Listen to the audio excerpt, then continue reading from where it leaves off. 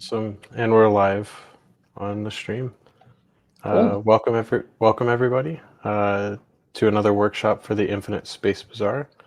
In this workshop, I'd like to introduce Scott Sonardo from Argus Labs, and Scott will be talking about World Engine and giving us a World Engine 101. So, Scott, if you want to introduce yourself and take the floor, you can go ahead and get started. Awesome. Thanks, Josh. Thanks for the time today. And glad to have all of you guys today to give you a quick introduction to the World Engine one-on-one. For those of you who don't know me, my name is Scott. I'm the founder and CEO of Argus. I've been building on-chain games for pretty much my entire kind of blockchain career. I'm super glad today to be able kind of share the excitement for those of you guys who've never built a fully on-chain game before. And for those of you who have built fully on-chain games. Really kind of excited to kind of get you guys introduced to the World Engine stack and how it can make your life so much more easier and help you guys build on-chain games that you probably could have never imagined being able to build before. But again, to kind of introduce myself first, my name is Scott. If you guys probably seen me on Twitter, but also if you guys have not followed me, you can follow me on my Twitter at smsnardo. Before I started Argus, I used to work at a variety of companies like Troll Bits doing security auditing, and also created on-chain games like Dark Forest with my friends. If you like kind of like on-chain games, definitely feel free to reach out. And I hang out around Twitter a lot. Just kind of kick off this story or kind of really kind of give you a bit of context and how Argus was born in the first place and how the World Engine was born in the first place. We have to kind of bring ourselves back to 2020 when really all of these on-chain games category are first just started to get created. Like back then, the idea of a fully on-chain game wasn't really even a thing. People thought it was insane that there is people out there that want to build a game where 100% of the game set and 100% of all the game moves are happening on chain. And even until now, a lot of people still think that it's impossible to be able to do that, right? And so what happened is we just did it anyway. And me and my friends created a game called Dark Forest, which is a fully on-chain space exploration MMORPG game on Ethereum, powered by ZK Snarks. Takes a lot of inspiration from games like EVE Online and Solaris and so on and so forth, and draws a lot of elements of real-time games. That is all these real-time space battles. You can see people basically fighting on each other. We see people on Twitter just butt heading against each other to make peace and make sure that their planets are not getting attacked, etc. So it's a really fun MMO game that we enjoy building. And all of that happens in 2020. And this is before things like rollups or even DA layers like Celestia were even conceived. And so all of this is happening in a regular EVM chain.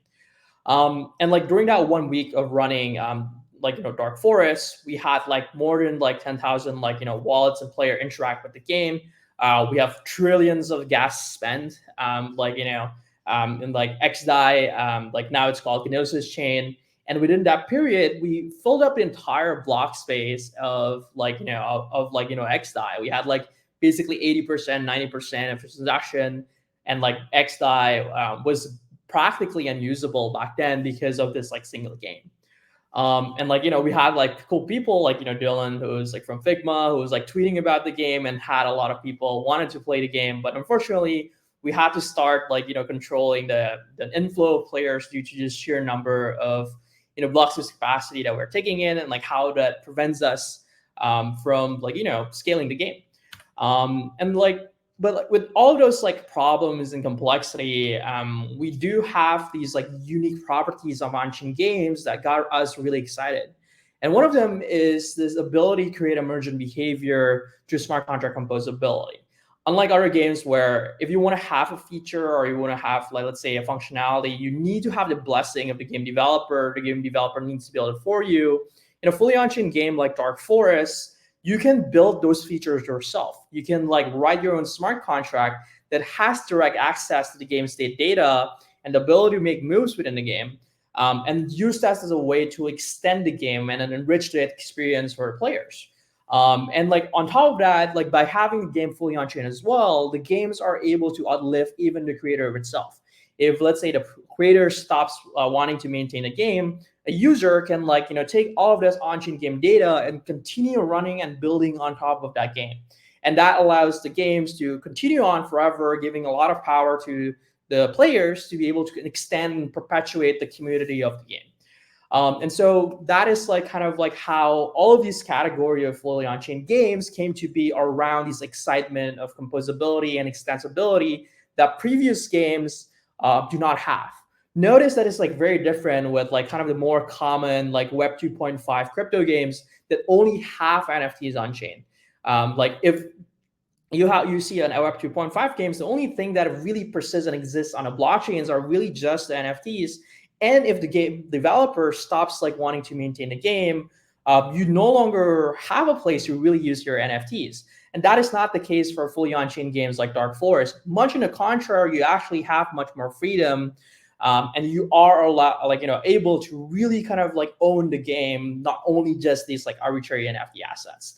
And during Dark Forest, we can see people building really, really cool plugins and smart contracts. Some people build a way to share their MIP data and sell those MIP data to other people. Some people build their own guild smart contract that allows them to team up and gather resources together so they can beat these large and competitive players. And so yeah, we saw that to be a really interesting concept and double down on that. But with great power comes great responsibility and challenges. Again, notice that we are kind of consuming a large percentage of the block space, and that prevents us from really scaling a game to a much larger audience. And that's really why we kind of took a pause and I think about how can we build games like Dark Forest and scale that to many more players. And so one of the key realization that I found was that people take blockchain architecture for granted. Blockchain obviously became popularized through Bitcoin, and notice that a lot of blockchains subsequently are really taking inspiration from Bitcoin and Ethereum, and all of them looks very similar in nature. Sometimes you have maybe a better consensus, but maybe the VM is faster, or if it's a rollup, maybe it has a slightly better fraud proof, or maybe they have a better proving system if they're a ZK rollup, but they all look fundamentally the same. You have smart contracts that you interact with, and it triggers an event, et cetera, et cetera. I think there comes the question of whether or not just switching out the VMs are really enough, or do we need a kind of a novel way of building blockchains to really be able to scale these fully on-chain games? And so we decided to kind of think different and ask ourselves hey, what if we kind of just take a pause from copying whatever already exists, and instead of trying to build a blockchain for everyone, trying to build a blockchain for every single use cases that you can think of, what if we just focus on building the best blockchain for games and games only? And for those of you who might not be kind of be familiar with product design and all of that, this is really one of the key ingredients in building great products, is to really understand your user and build solutions to cater to that users in mind. And that's how we kind of embark on this journey in building the World Engine. So we first started with asking ourselves how are normal application different than computer games, right? You see people building web applications using frameworks, let's say Django or Flask or whatsoever, but people don't build computer games with those frameworks. People build computer games with game engines. Why does web applications have different frameworks and different stacks with computer games, but in blockchain, people just seem to think that you can use the same stack to build this to the very, very different application, right? And what we realized is that with all web applications, is most of them are basically event driven in nature, right? So for example, a user writes a tweets, and after they write it, they click a button triggering an event, and then after that button is clicked, the tweet is posted onto the Twitter backend server, and now the rest of the world can see it. And so this is what we like to call an event-driven runtime. In contrast, games like Minecraft, they don't need user input to trigger a state transition or really kind of an update in the game itself.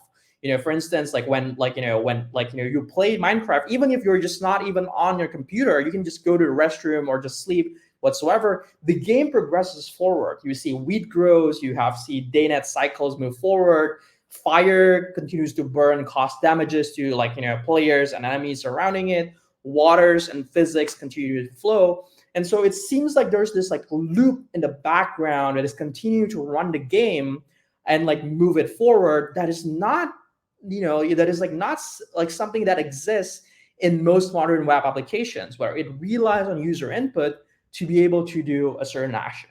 And this fundamentally what we realized was extremely different between these two applications, right? And so if you look at traditional blockchains like Ethereum, Solana, and what have you, all of them are designed with this event-driven runtime in mind. You say let's say if you have Uniswap, a user wants to trade token A for token B, they submit a transaction and that trade is executed. Again, event-driven runtime, right? There's really no these background loop that progresses the game forward, preventing things like Minecraft from being built fully on chain. And that limits the design space of kind of the game that you can build. And it also impacts performance in ways that you might not expect too. And so we learned that classical blockchains are not compatible to run games. And so this is how we decided to look more deeply into why loop-driven runtime is necessary for a blockchain focus rollup, or a blockchain a game focus rollup. And so this is where we kind of discovered this idea of ticks, right? In the games, you have this idea of ticks, which are the atomic unit of time, where each game loop is represented by a single tick. And a higher tick typically implies a game is more responsive, it's more real time. And games that are a lower tick feels more sluggish, right? It feels like, oh, why is the game so slow? It's not responding to the inputs, etc., etc. In a classical blockchain, the tick is somewhat analogous to a block. And a tick in a block is late, you feel a lag in the game. Like the client will start acting up. And so it's really important that you make sure that the tick and the tick rate is consistent. Like number of ticks per second remains consistent and is executed at a fixed interval, right? And we also learned that there are many benefits of adopting this loop-driven runtime, right? It allows us to have this game state transition that is not triggered by external input, like things like gravity or game physics. It allows us to have the deterministic transaction ordering, making sure, let's say, attack damages are applied before, poison damage, to make sure that, let's say a player can heal themselves before, they get attacked, and make sure that prevents them from dying, etc., etc. It also allows us to more aggressively parallelize execution, which we don't currently have with traditional VMs. And we also realize that we can't really just try to smuck this event-driven loop-driven runtime into existing blockchains. You really need to re-engineer a new node architecture from scratch to be able to accommodate this efficiently. And so we realized that fast transactions is not enough. There's a lot of people out there that are trying to build new blockchains with high transaction throughput or high transaction per second. We realized that that alone is not enough. You need these key missing pieces, which is game ticks. They're absolutely necessary for building games. There's no game engines out there that doesn't have the concept of ticks, precisely for this reason. And so we thought about a layer 2 rollup solution that basically ticks all these boxes for us, right? So we want to make sure that it has composability. So we want to make sure it still has some sort of smart contract, ideally a EVM smart contract, to have this unique unlock that games like Dark Forest has. But we also want to make sure it has real-time gameplay. You are able to make these games where you have a lot of these transactions coming in. And you can process them quickly and give them results to the players quickly, such that it feels responsive. You want to make sure that you also have an idiomatic runtime, right? You want to make sure you have this loop-driven runtime that we've been talking for the past 5 minutes for, and so that we can build more complex games that we previously couldn't build. And last but not least, you want to make sure that the whole experience of playing the game feels like just playing another multiplayer game, right? You don't want to have this clunky concepts like wallet addresses, seed phrases, and all of that that overwhelms kind of the users because of a lot of these new terms, and instead find more analogous way to explain those concepts to like players and gamers and whatsoever, right? But with all of that being said, we are still missing one key piece, right? And that is like horizontal scalability. When you're talking about a consumer application like games, you never know how much players you're going to get. Let's say you build a game and it suddenly become an overnight success. You want to make sure that you are able to support and grow to the scale of like your user demand, and making sure that you can like onboard all of those users. And like what we have to do with Dark Forest, where we had to turn down people, etc., etc. We want to have the ability to make sure that the rollup that we're building are able to grow and accommodate into this influx of users. And this is like why we think horizontally scalability is really important for a rollup. And like currently, surprisingly, none of the existing rollups today support native horizontal scalability.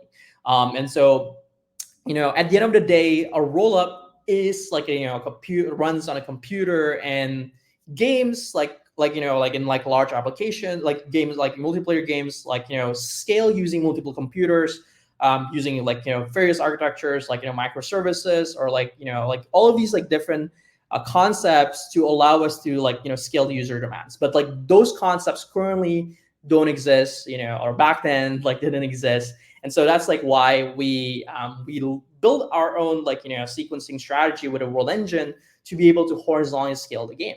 And so we also realized that existing rollups, also like some people might just say, hey Sky, why can't we just spin up another rollup and then like route these like new games to this like new rollup, these new users to this different rollups. We realized the reason why we don't want that is because it fragments composability.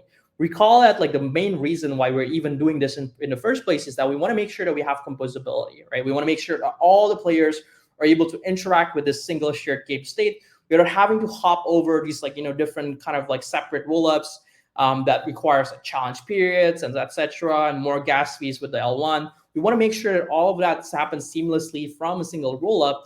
And like things like shared sequencer constructions right now are less than ideal, right? Like, some people are talking about how shared sequencers will solve our interoperability problems, but realize most of the shared sequencer designs are very limited in nature. The one that are synchronous have like, crypto economic security issues. They have these like old DOS vectors that impose constraints on execution layer. Like now everyone needs to have the same block time and whatsoever, which is not ideal for a game where let's say you want to have like, different block times or different tick rates for different parts of the games, or maybe like different like, games altogether, right? So we need a new strategy to sequence rollup transactions. And so this is like when we start looking into the past, and we learn about this concept that has existed for like many decades, apparently, called sharding, right? And like, sharding is a scaling architecture for a massively multiplayer online game that have been used since the 1990s. And it allows us to horizontally scale the game to like, tens of thousands to hundreds of thousands of players. And like, funnily enough, these are kind of like, origins of many of the modern database architecture that like, people currently use. And so we decided to take a chapter from it and think to ourselves, like whether or not we can use it in the context of a rollup, which we turns out to be able to do. And so how does sharding works in like, games, right? How you actually shard a game, naturally, right? And like what we realized here is that there's no one size fits all like solution to scaling and sharding like, a game. Again, it's a tool in the toolbox, not a prescription. And so one of the most common construction of sharding that we've seen and that we've applied is a concept we call location-based sharding, right? So instead of having a single shard or single computer handle all the computation for all the players in the map, imagine you could partition the map, right? So let's say you have these like, Cartesian diagram, and like you split them off into 4 different regions, and you assign each region to a different shard. And like by doing this, you can like basically have 4 times, like, up to 4 times, like, the amount of players that you can have, because now your players are load balanced into this like, different, shards within the game worlds. And so this, if you want to move from like one shard to another within the game, you can just send a message to the other shard, and then your player gets like moved to the new shard, and like it leaves the previous shard, and that naturally happens within the same game client. So you don't need to do this whole like oh, I gotta withdraw from my chain. You gotta log out and log back in, or like sign like some multiple hop transactions. It all happens naturally, as if you're just like teleporting from one part of the map to the other. And so this is the first sharding construction. The second sharding construction is like what we often see with like MMORPG games, and like they like to call it a multiverse sharding, right? So each game worlds have multiple instances of like basically identical worlds, but like the players can join this like different shards to make sure that like if like a server is full, like there are other options that you can go to, such that you're not stuck with this stuck be not being able to enjoy the fun, and you're like just like sad and alone, like not being able to play the game.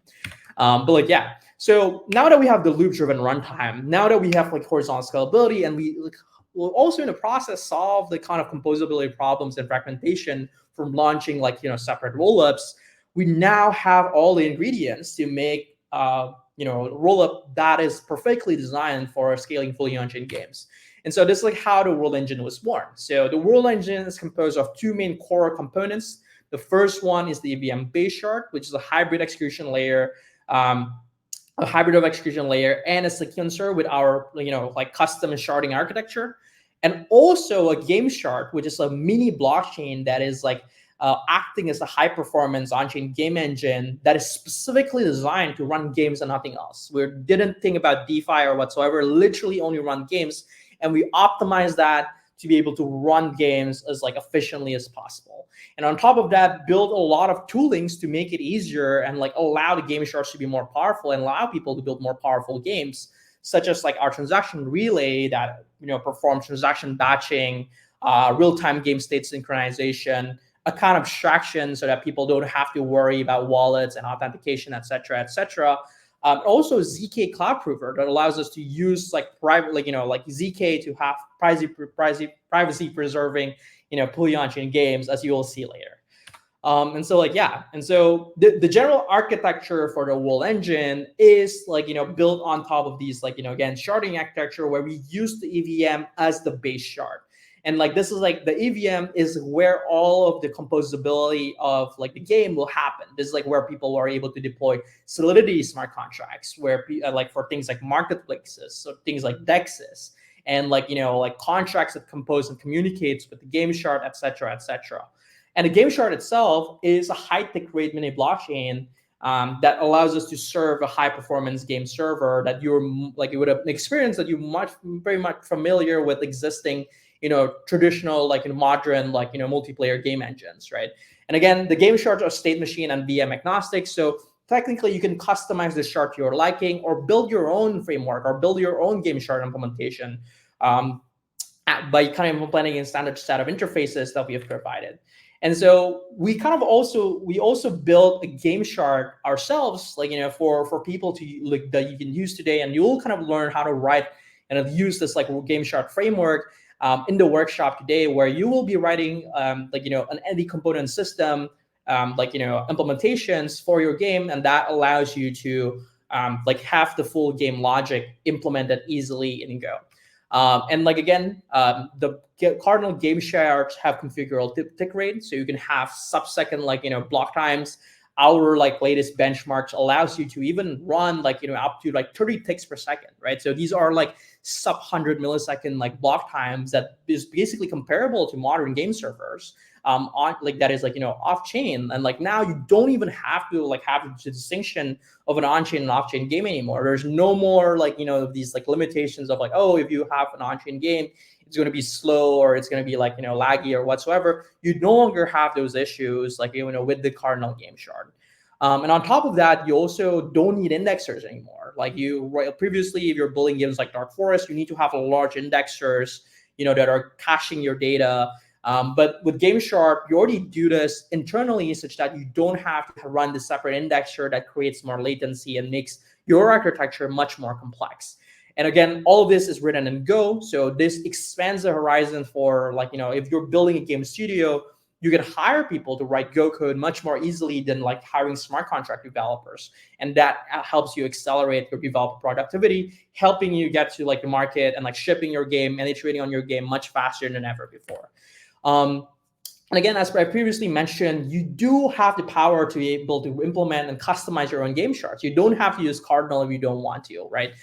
You can use and implement your own, like, let's say, like if you want to write your game logic in Solidity, you can write your own Solidity game shard. If you want to have a game shard that is like dedicated to minting NFTs, or maybe you want to have a game shard that is dedicated to like, creating, tracking game identities, you can build that by yourselves and like integrate that into the World Engine stack seamlessly. And the sharding architecture also works with an asynchronous by default assumptions. So you can have seamless composability and droppability across these shards without having to place locks in the runtime. And all of these current shared sequencer construction, like that you might see on Twitter, etc., requires this like total ordering and atomic bundles that requires locking mechanism that is non-ideal for a game because it blocks the main thread and makes the tick rate unreliable. We completely avoid this problem just like by making the composability happen asynchronously. And that allows us to preserve these like seamless composability without having to give this atomicity guarantees that is really not that useful unless you're doing DeFi. And so that was a trade-off that we were able to explicitly make. And because we are so focused in games and we're not trying to cater to 100 different use cases that, we might not even know yet. And like, that's like how, like, that's the secret sauce of the scaling using the World Engine. And on top of that, you also have these interesting shard properties. Each shard can have different DA batching strategy. You can geolocalize the shards to where your players are to reduce gameplay latency as well. So let's say if your players in Southeast Asia, you can have a server in like a rollup like shards running in Singapore, and that reduces your like latency to your player. In contrast, if you're only running a single rollup sequencer in, let's say, the US, and you're playing in Singapore, it's gonna have like at least 100 200 millisecond ping, or basically latency, and that's gonna make your gameplay experience so much worse. And so you can avoid this altogether by kind of geolocalizing your shards and distributing players based on locations, etc. And on top of that, you have game shard dev mode that allows you to easily test your games deployment without having to commit to fully deploying with like the Celestia DA and paying cost for it. And so you can iterate on your game so much faster as well. And so we've already built really cool games built on top of the World Engine. The first one being Dark Frontier, which is a spiritual successor, or like a spiritual kind of like inspired game of Dark Forest. It's built on the World Engine and was launched in December 2023 in production using Celestia DA. And within that 1 week of Dark Frontier running, it processed 700,000 transactions from all of the game moves that are happening on the World Engine chain. And on top of that, this game also have full fee abstraction. So the user, because the cost of the transaction data is so low because we're using this Celestia DA, the users had to pay zero. All of those fees and blockchain fees, those can be covered by the game developers themselves. And that provides a seamless experience for the players as well. And at the same time, because all of these transactions are so cheap, due to the high throughput and the cheap Celestia DA, game developers don't have to worry about it. You can just pay it yourself, and now you can give your users a much better experience. And now you can onboard more users and be more competitive against the other crypto or Web 2.5 or fully on-chain games. And so again, the code for Dark Frontier is actually now open source. So if you want to play around with it, you want to extend and remix it, you can check out the Argus Labs GitHub at Argus Labs/Dark Frontier. And then you can see how Dark Frontier is written, how it works, and even you can play around with it locally too, and play with your friends, etc., etc. The next game that we've seen built on the World Engine that I think is really interesting. Also, it's a very simple game. Is a game called Agar Shooter. So Agar Shooter is a high throughput real-time IO game inspired by Agar IO and Vampire Survivor. So if you've played Agar IO before, you're probably just from seeing the screen already knows how the game works. But Agar Shooter is really exciting because it's one of the most performance intensive games that we thought wasn't even possible to build fully on chains. Like, we tried building this on a normal EVM rollup. It wasn't even close to being like, like playable. It was like horrible. But now, because we have like a wall engine, you can have like a real-time like IO game like a car shooter, and make it basically practically indistinguishable from like modern IO games like like a Gar IO. And again, each player in this game like creates 20 transactions per second. So this is not like like an aggregate transaction. This is like for a single player.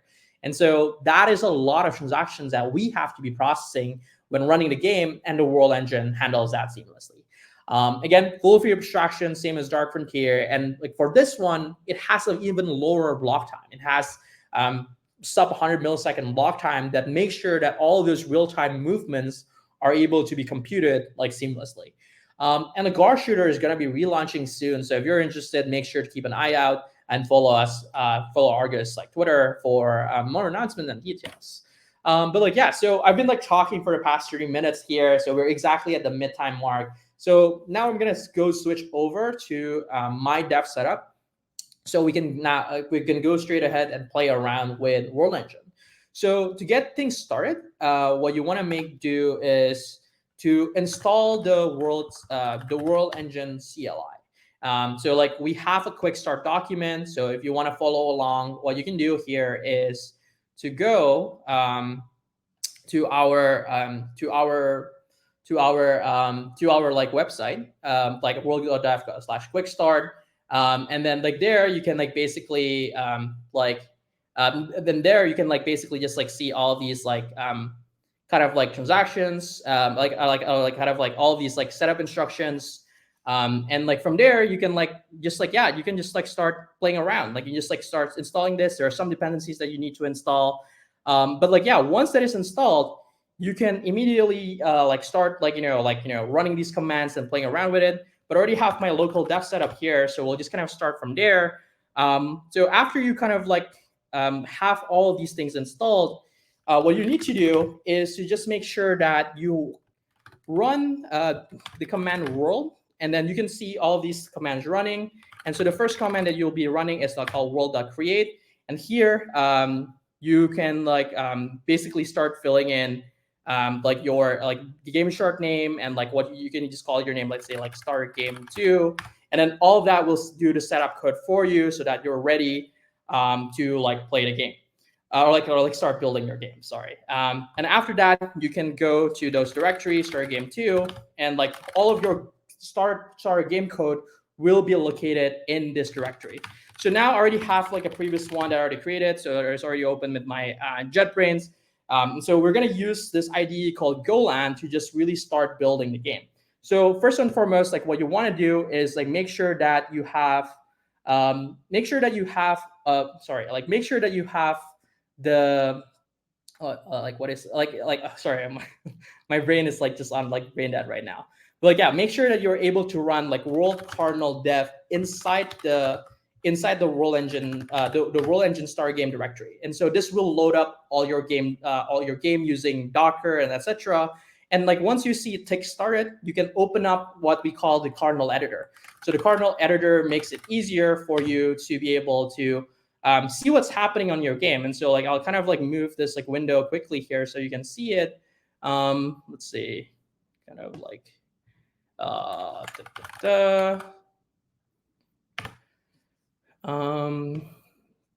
okay, I'm gonna try to open this in a new window and see if this works.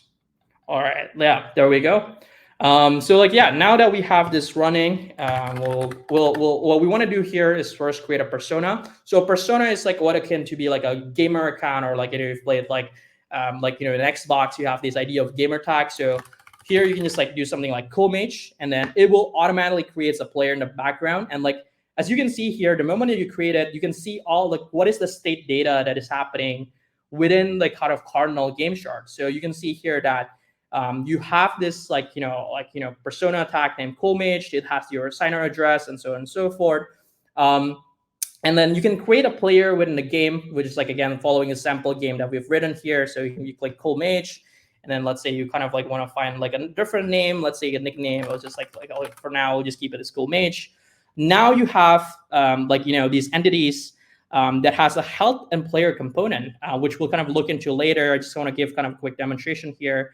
Once that is there, what you can do here is you can see that the HP, without even me doing anything, you can see that the HP of the player is increasing, right? So this is kind of what we have a regeneration system that gives the player HP at every tick. And these players are basically gaining HP at every second. And we're not making any transactions here. We're just letting the player be and letting the game loops, the loop runtime increments the player health one by one at each tick. And so that is basically kind of how the roll engine loop runtime in action, as you see. And again, if you want to play around later here, you have the CQL and the player health kind of queries that you can use to kind of get more data from the game that you otherwise you couldn't see from this screen. But now that we have seen the cardinal editor, and we'll kind of be able to play around with it more later, I want to kind of just walk you through in terms of how the code is written, right? And so the first and foremost here is that you have this cardinal folder. I don't know if you guys can see it. I'll probably try to zoom my screen here a little to make sure that it's big enough. In the sidebar, you can see that we have a cardinal folder. There already have 4 subfolders from component, message, query, and system.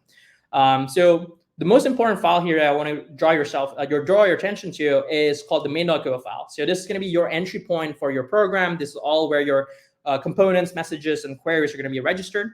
So the components represent your game state data. So this is where all of your game data is going to be stored. So this is one of the most important pieces that you'll be kind of seeing how to implement in just a bit. After that, there are messages. Messages represents the user actions, really kind of if you want to, let's say, allow the player to attack another player, in this scenario, or you want to create a player message, I've shown you before, you need to register that as a message, and then you'll be able to use that in the cardinal editor and also from your game engines, etc., etc. Register query allow you to access game state data, and the systems, which again is really kind of where the core logic of your game goes, is kind of a function that gets executed at every tick. And so you can implement any arbitrary functions as you want. And so you see in this case, you can have the regen system that regenerates the player's HP at every second. Or you can have the player spawner that creates the player when it receives a create player message of transaction. You create an attack system that applies damage to player when the attack player message is created. And so with that, you can get a lot of a lot of things done with just this very simple code that otherwise would have been thousands of lines or hundreds or tens of thousands of lines of code if you were to build it from scratch, right? And so we provide a lot of abstraction and heavy lifting to make it easy for you to implement your game logic. And so now that you've kind of seen a kind of a brief overview of the structure of the roll engine, we can dive right in to each kind of individual pillars of the game engine implementation, right? So the first one is the components. The components are very simpler. It's really just an abstract definition where you define your your data that you want to store using these normal Go data types. You give it a name, and that's basically it. It took you less than 1 minute to really just write this components. And then you can write this for component for different players. And let's say in this scenario you have a player have a nickname, as you can see in kind of the editor before, and then after you've define those components, you can define the messages. Again, messages, all of these are very simple. It's all just normal structs. You pass it this is the message, the inputs, what are the parameters or the body or the content of the message that you want the player to submit. And then this basically provides the receipts or the result of the messages. Same thing goes here for create player, all just struct definitions. And for the query, it's similar to the system functions. It's really defined as this function that takes in a request and returns a response. And then within it, you're able to execute search queries within the cardinal game state and return a result accordingly, right? So in this scenario, we are searching for the player health data, right? So we can call cardinal new search and then filter based on the player like player components and the like players like player components and health components. And then like for each of those like player and health component, it adds like kind of those like if like it kind of iterates to them, and if the nickname target of the player health request is defined here matches the current like player health, like the current like player entity's nickname or player component nickname, you return those informations, and like you kind of terminate the loop. And like now, if player doesn't exist, it will simply terminate and like return with an error. And so all of these functions like is like basically just like writing your normal kind of Go code, right? And so you can just like treat this search like almost like an SQL query, where we do the heavy lifting of querying those data in the background, like using the Cardinal framework, and you're simply just like needing to filter it based on components and your custom filtering logic or iteration logic using the Cardinal framework. And so the same goes with kind of the system. Again, the systems, as you've seen before, has the abilities to iterate through messages. So there are systems like attack system that depends on like, let's say, a certain user input. So this is like somewhat akin to the event-driven runtime I've talked to you about before. So again, you can iterate, and in this scenario, apply damages. So if you have an attack player message, you get like the target player information, and apply damage to it and like updates the data using set component. And then like, yeah, that's pretty much it for attack system. And then like there are like really interesting systems I mentioned before that doesn't depend on these like user transactions, right? Even without user inputs, you want to have this like ticking in the background, right? So we've seen people implement things like a gravity system or physics system as this as a system within Cardinal that happens and like continues to tick in the background. And this is a simple example, we're incrementing the health of the player and just kind of regenerating them like healing essentially, right? And like, again, get component, sub component, and that's it. That's pretty much as straightforward as it gets. Again, also using the new search method that we've seen here. And like, yeah, that's like pretty much it. And like, again, here you can see you have like, your utils, and like just like these are helper functions. They're really just kind of like syntactic sugar to make the code more clean. But that's really all like there is to it. And like you can see how the entire game is implemented with under like 100 under 1,000 lines of code. Like adding all of this are definitely like less than 500 lines of code, and like took me like less than 30 minutes to write. And like, yeah, and so there are really interesting things that you're able to do with the Cardinal framework. And it's going to take me like, many hours to really go through it all by one. So to kind of like really kind of give you like a good idea of like where to look. I'll kind of like pull up the doc site again. Let's see, make sure I can switch it to the screen. And like, yeah, now if you're in the doc site, you can like kind of just like really go to this like, introduction section.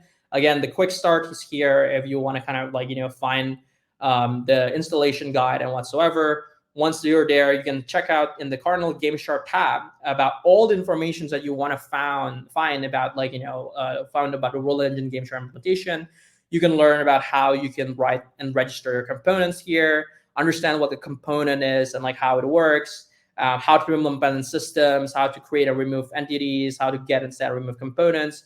All of these are documented in like our documentation, such that you can play around with it, directly and just copy and paste the code, so you don't have to like guess around. And again, things event and messages, queries, and so on and so forth.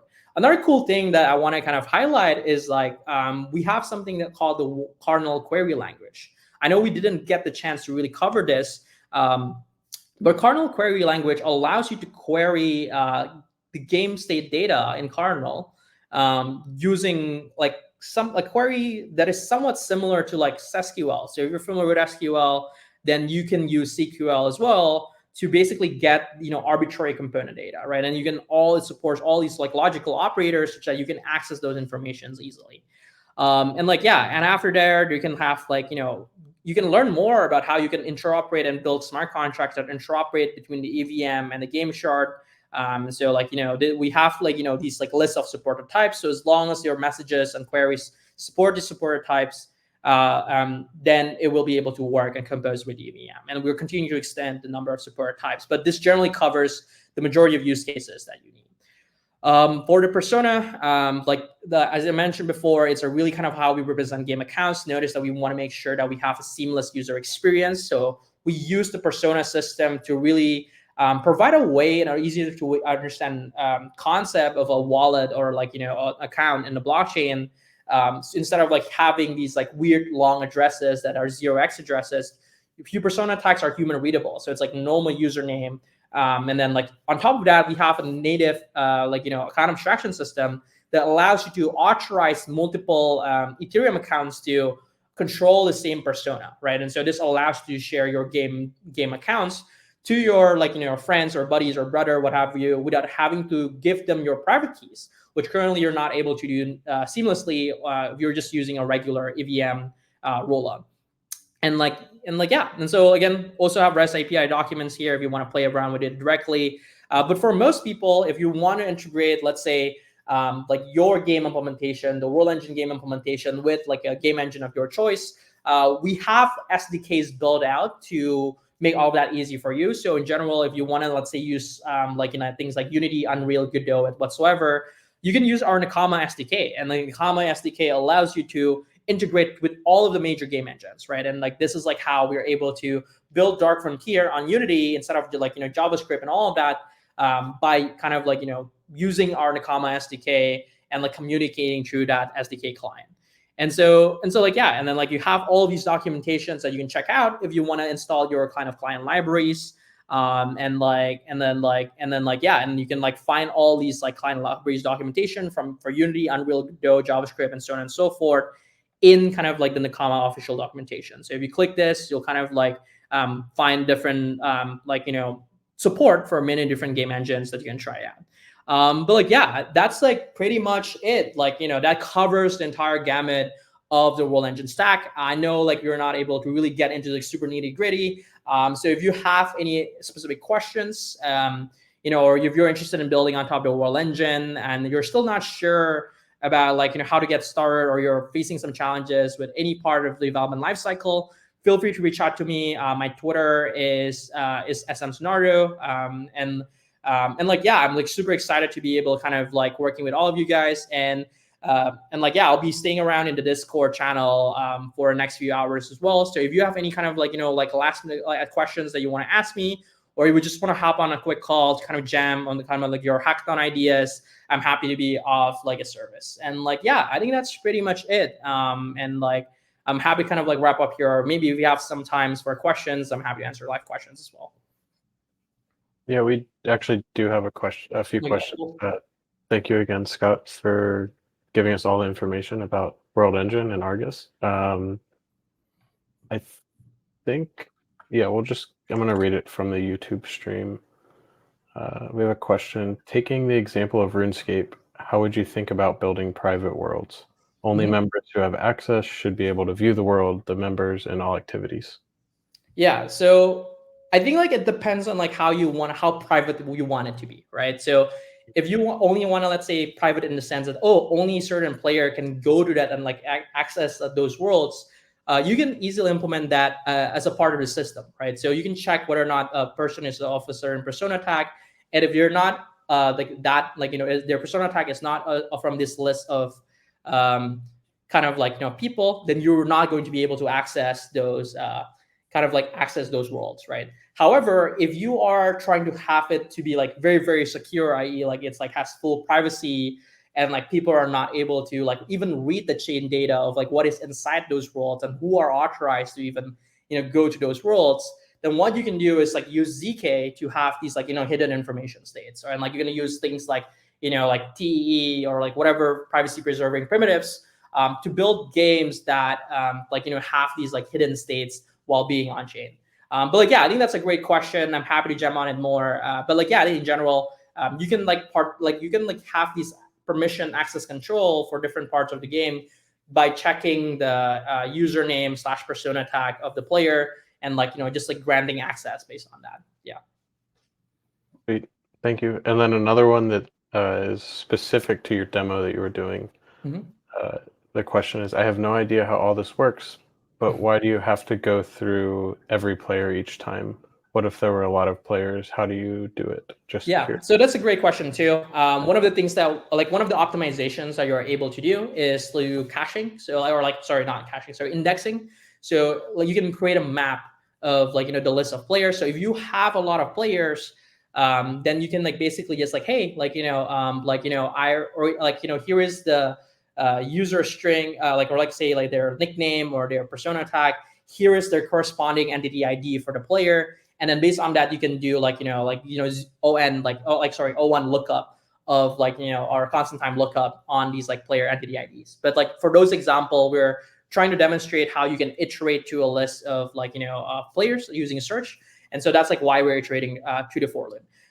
But one thing to also highlight here, the reason why we're able to get away get away from writing inefficient code, is because Cardinal and Go is extremely fast. So even if your code is unoptimized, you will still have amazing performances. You still will be able to have all of those, basically like high tick rate, etc., by the virtue of the performance execution, right? But of course, as your game grows more complex and you're starting to think more about optimization, you're able to use features like indexing or these mappings to make sure that you have like faster lookups on your players. But yeah, that's a great question. And then I think it just comes down to really how optimized you want to write your game code. And so if you're just trying to prototype and quickly, and just have a clean code, you don't really have to worry about all of that. But yeah, again, if the no simple example is you just iterate to the list, and that's because the data oriented data locality design that we have with the Cardinal implementation. Iterating through these for loops are extremely fast because it's just iterating from an array basically, instead of having to have multiple reads. But that is like very technical implementation details. So if you're interested on that, happy to have a separate conversation. But yeah, so TLDR, if you want to have better performance optimization, you can use indexing to be able to have like faster lookups for like the player ID, like player persona to ID mapping essentially. Awesome, thank you. And then one on a lighter note, what is your favorite game? What is my favorite game? That's a hard one. I would say like I play a lot of strategy games, so I really like games like Stellaris and Civilization. So like that's really when I'm designing games and building games, I do take a lot of inspiration from that.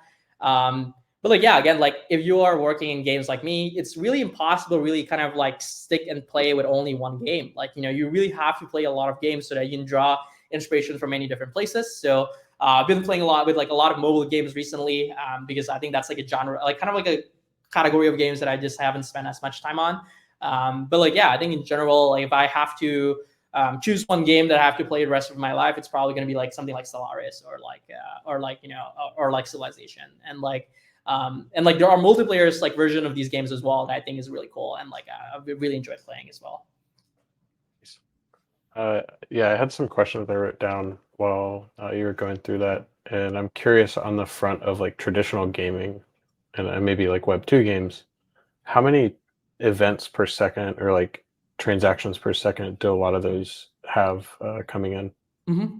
Yeah, so that's a very great question, and I think the answer here is really depends on the game, right? So games let's say like Hearthstone, which are like turn-based card game, is going to have a much lower events or like messages per second, in contrast to let's say a game like Counter-Strike, right, where it's like literally every single bullet that you fire is like a message on a game server. And so those are going to be very starkly different from each game from one another. So it's really hard to kind of really give you like a one answer for this, but it's really easy to kind of like do the math for it, right? So what you want to do is first and foremost, what we did for a Gar shooter is to understand how many actions at the maximum that a player could be making, or how many messages per second could a player be making.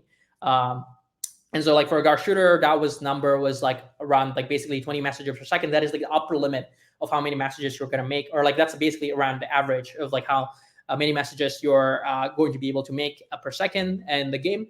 And so you can multiply that number by your your estimate of the user count for that game, and that's how you're able to get the current basically message per second or transaction per second of that game, right? And so for major games let's say let's say Hearthstone, I'll give you an example. turn-based games are typically like really, really slow, right? They're like again, like, I don't know, I would say like maybe like one transaction per second at the maximum for each player. And then you have like, like basically, let's say like Hearthstone has like 100,000 or like, like 500,000, like, daily active user and etc. or concurrent user. That's going to be 100,000 to 500,000 of like, like transaction per second, right? Even for a very small game like a Hearthstone, that is a lot of transaction per second, right? So it's impossible that you're going to be able to do this with a single rollup. Like, you're never going to be able to do that if you want to achieve that scale, right? And so horizontal scalability is the only way that you're going to be able to really achieve that.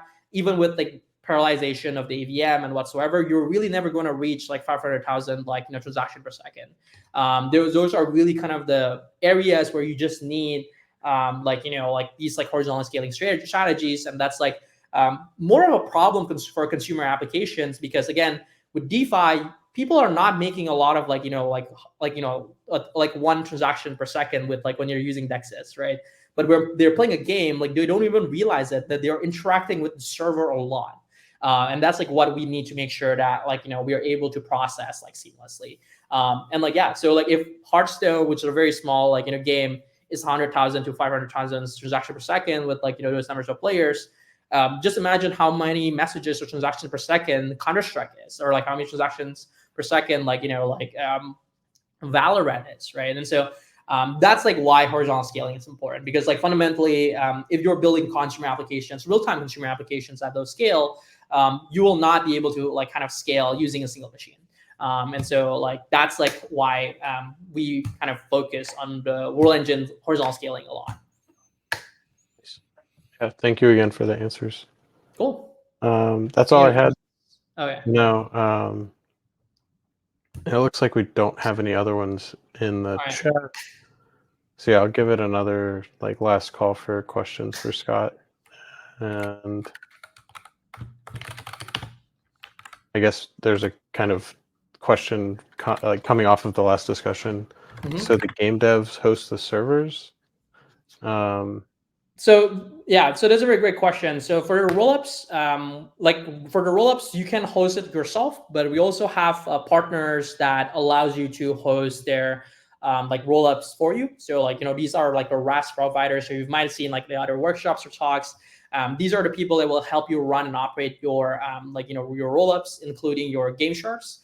So if you are interested in that, like, feel free to reach out to me. I'm happy to make introductions to companies and like teams, or even give you support to host it yourselves in your own cloud servers, and like, just like basically get there, start from there. But like, yeah, again, the easiest solution if you don't want to kind of manage your own rollups is to use a rollup service provider, and like we're happy to make introductions there too. Awesome. Yeah, and as you mentioned, I think the best way to reach out is either on Twitter or directly on Discord. Cool. So yeah, if you have any questions for Scott, please reach out. And thank you again, Scott, for teaching us about World Engine. Awesome. Cool. All right. Thank you. See ya. See you, everybody.